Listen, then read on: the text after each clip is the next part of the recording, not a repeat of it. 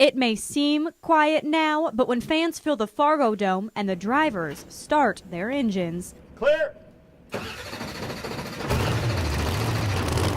Monster Jam maniacs will go wild, and that's just what the drivers want to hear. We're flying through the air, listening to them holler, and it's wonderful. For me to put a smile on their face, that means everything to me. Charlie Pocken has been a monster truck driver for 26 years, and knowing he gets the crowd as loud as his engine is half the thrill.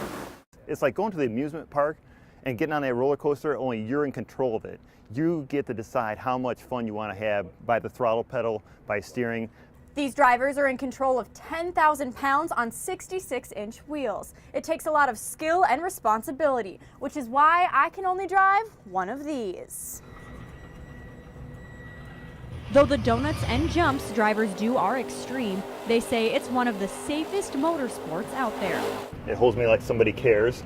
We're strapped in, we're harnessed in really tight. So they can keep the crazy crowd coming.